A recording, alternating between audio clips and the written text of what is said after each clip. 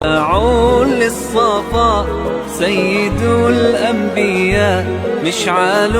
في الوفاء كان نحمده ونصلي على رسوله الكريم اما بعد فاعوذ باللہ من الشیطان الرجیم بسم اللہ الرحمن الرحیم۔ نیکی کی بات مفتی ناصر علی کے ساتھ قرآن سیگمنٹ میں خوش آمدید۔ ناظرین کرام، آج ہم آپ کو سورۃ الفلق کا ترجمہ تفسیر بیان کریں گے۔ سورۃ الفلق یہ مدنی سورت ہے اور اس کے اندر کل 5 آیتیں ہیں۔ سورۃ الفلق اس وقت نازل ہوئی جب نبی کریم صلی اللہ علیہ وسلم پر جادو کر دیا گیا تھا، اور یہ جادو کرنے والا شخص ایک یہودی تھا جس کا نام تھا لبید ابن عاصم۔ نبی کریم صلی اللہ علیہ وسلم تقریباً بعض روایتوں کے مطابق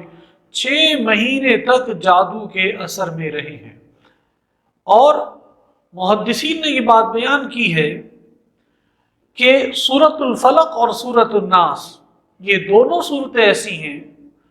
کہ جادو، نظر بد، سحر، ہر قسم کی شیطانی عمل کے لیے، اس کو توڑ کرنے کے لیے اس سے زیادہ بہتر کوئی عمل نہیں کہ آپ ایسے شخص پر جس پر جادو کا اثر ہو، نظر بد کا اثر ہو، سورہ فلق اور سورہ ناس پڑھ کے دم کر دیجئے۔ یہ سب سے زیادہ اثر کرنے والا عمل ہوگا۔ اور بعض حدیث میں یہ آتا ہے کہ نبی علیہ الصلوۃ والسلام سورہ فلق اور سورہ ناس کے نازل ہونے سے پہلے دوسرے مختلف قسم کی دعاؤں کے ذریعے سے پناہ لیا کرتے تھے، لیکن جب سورہ فلق اور سورہ ناس نازل ہو گئی تو آپ نے باقی دوسری دعاؤں کے ذریعے پناہ طلب کرنا چھوڑ دی اور صرف یہی سورت پڑھ کر آپ دم کر لیا کرتے تھے۔ ناظرین کرام، سورۃ الفلق کا ترجمہ سمجھ لیجئے۔ قل اعوذ برب الفلق، قل آپ کہہ دیجئے اعوذ میں پناہ پکڑتا ہوں، برب الفلق صبح کے رب کی، من شر ما خلق، من شر ان تمام چیزوں کے شر سے، ما خلق جو اس نے پیدا کی، ومن شر غاسق اذا وقب، ومن شر غاسق اور چھا جانے والے کے شر سے، اذا وقب جب کہ وہ چھا جائے،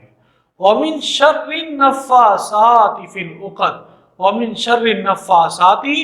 اور پھونکنے والیوں کے شر سے، فی العقد گرہوں پر، گنڈوں پر پھونکنے والیوں کے شر سے، ومن شر حاسد اذا حسد، ومن شر حاسد اور حسد کرنے والے کے شر سے، اذا حسد جب کہ وہ حسد کرنے لگے۔ ناظرین کرام، اس صورت کے اندر اللہ تبارک و تعالیٰ نے اپنی ایک صفت کو بیان فرمایا کہ میں رب ہوں صبح کا، اور ساتھ یہ ذکر کر دیا کہ جب میں صبح کا رب ہوں تو اب تم ان تمام چیزوں سے پناہ مانگ لو جن چیزوں کو میں نے پیدا کیا ہے، لیکن ساتھ ساتھ ذکر کر دیا کہ اگر تمہیں پناہ چاہیے تو تم میری پناہ پکڑ لو ان تمام چیزوں سے، ان تمام شرور سے کہ جن کو لوگ گنڈوں پر پڑھ پڑھ کے پھونکتے ہیں۔ تو ناظرین کرام، اس سے یہ بات ثابت ہوتی ہے کہ بعض لوگ جو کہتے ہیں کہ جناب جادو کی کوئی حقیقت نہیں ہے، یہ بات بالکل غلط ہے۔ جادو کی حقیقت ہے، اس کی تاثیر کی حقیقت ہے، لیکن اس جادو کو، اس نظر بد کو، اس حسد کو ختم کرنے کا طریقہ اسلام نے بتا دیا ہے کہ آپ پر اگر کوئی اس قسم کا معاملہ ہو جائے تو اس کا آسان طریقہ یہ ہے کہ آپ ان صورتوں کو پڑھ لیجئے، اس کو پانی پر دم کر لیجئے، اپنے اوپر پھونک لیجئے۔ اس سے انشاءاللہ العزیز ہر قسم کی نظر بد سے، جادو سے، شیاطین سے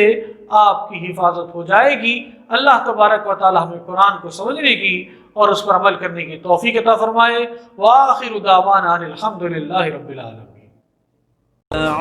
للصفا سيد الأنبياء مشعل في الوفاء